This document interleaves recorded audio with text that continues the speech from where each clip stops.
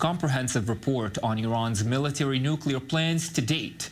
To make sense of this information and its potential consequences, we're happy to be joined by one of the authors of this report, former IAEA official, Mr. David Albright from the Institute for Science and International Security in Washington, D.C., and Dr. Emily Landau from Israel's National Institute for Strategic Studies. Thank you both for joining me today on Strictly Security. Mr. Albright, let's begin with you. The purpose of the report being published now, can you walk us through what was in your goal, having published this report today? Do you believe it could help the U.S. get a better deal with Iran? I think the information that Mossad obtained is extremely important in understanding Iran's progress on building nuclear weapons and generating irrefutable proof that it had a nuclear weapons program, and moreover that evidence that that program did not stop in a kind of a downsizing of the program that occurred in 2003. So I think it points to the urgent need to understand what is Iran doing now on nuclear weapons, and particularly with Iran making threats or taking actions to reduce its commitment to the nuclear deal. So all things considered that we know now, Dr. Landau, from this report, from other information revealed by the Mossad, is a new, better deal with Iran even possible? Well, I think the two issues are not necessarily connected. In other words, I think that the information that Israel revealed with regard to Iran's nuclear plans is extremely important, because we're not talking about intelligence information that needs to be checked with the Iranians, and they never give the answers, and they never let you talk to the head scientists, et cetera, et cetera. But this is straight from the horse's mouth, as it were. In other words, these are original Iranian documents documenting their detailed plans for producing 5 nuclear weapons. The fact that the Iranians continue to say that they never worked on a nuclear weapons program, I think is something that we should hear beyond from the U.S. administration, but from the other members, the strong states in the international community, especially the other P5 states. They should also be, talking about the importance of this information and the fact that Iran can no longer continue saying that they never worked on this. Now, how that feeds into a new negotiation is something that we'll have to see. But I think the first order of business with regard to this information is for the IAEA to start checking it out. They need to come to the facilities. They need to talk to the scientists. They need to ask questions about the activities, about the equipment used, about these facilities, and they need to get answers from the Iranians ASAP. Every day that goes by is a day that the Iranians can use in order to clean up facilities, to make it more difficult for the IAEA to find incriminating evidence. And I think first of all, it's important to check this out, because there could be activities, as is reflected in David Albright's reports on this issue, that Iran continues some activities that have to do with nuclear weapons work.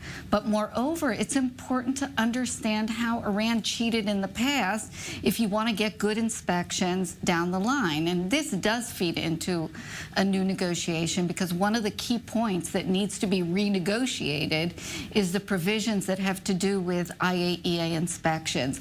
The provisions of the JCPOA are grossly inadequate, and in light of this new information, they're even more inadequate, and this needs to be improved immensely. Mr. Albright, can I get your response to what Dr. Landau is telling us about whether the IAEA is doing enough? Yeah, no, I agree with Emily. I mean, they're not doing enough, and it really, the archive really centers on a key point.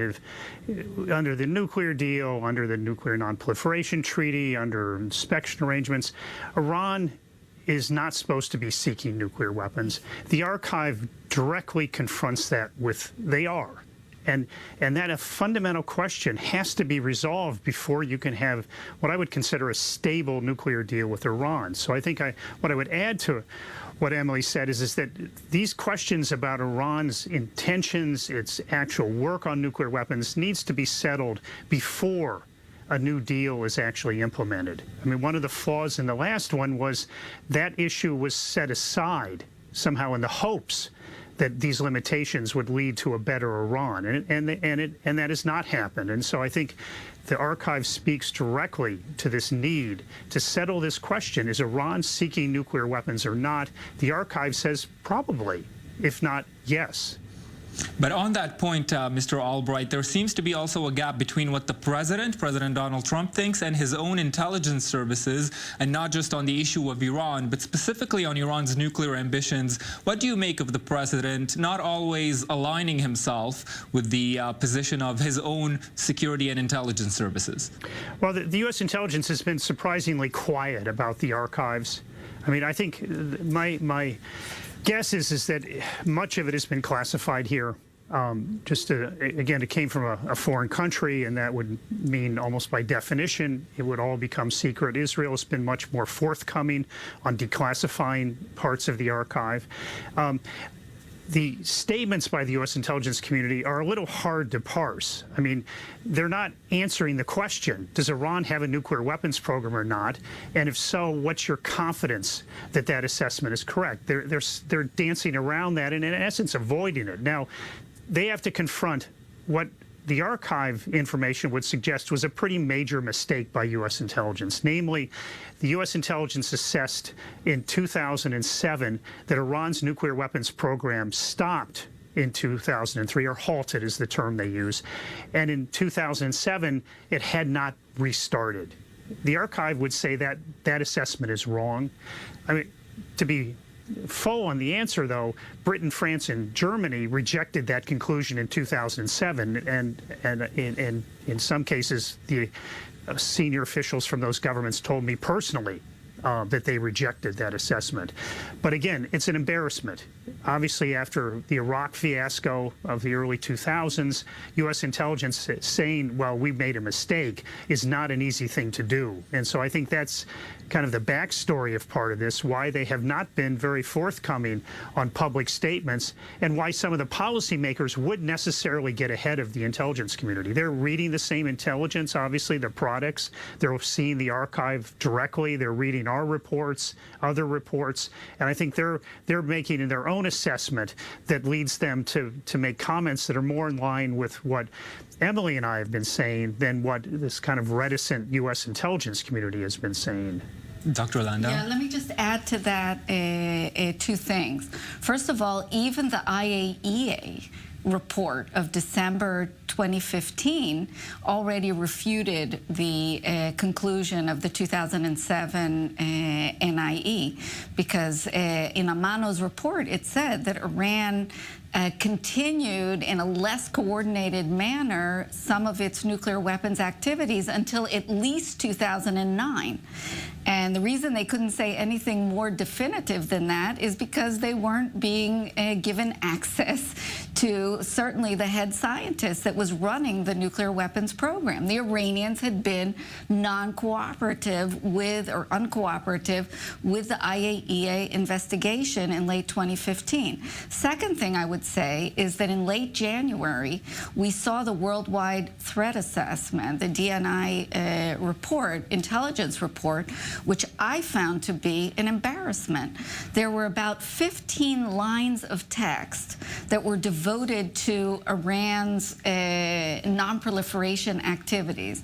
The first sentence says, we have not found Iran engaged in any activities that are relevant to developing a nuclear device. I'm not quoting verbatim, but that's more or less what the first line says. First of all, how can you say that when Iran is working on its missile program almost unhindered, and we know that that's a critical component of having a nuclear weapon?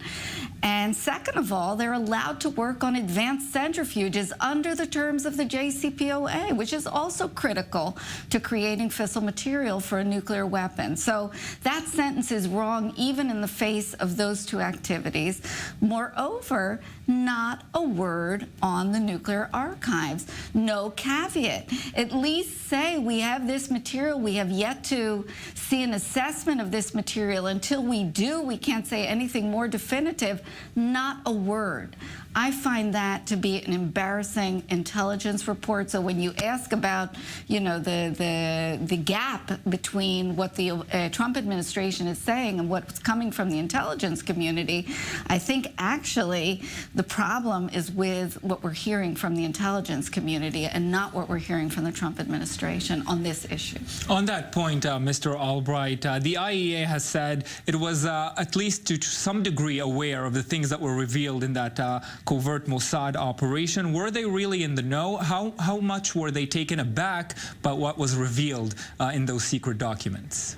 Well, they certainly, the inspectors from the International Atomic Energy Agency were briefed right away by Israeli officials. So early May, they're receiving briefings. They had gained access to the whole archives by the fall, although they'd have to go to the Israeli mission in Vienna to get it.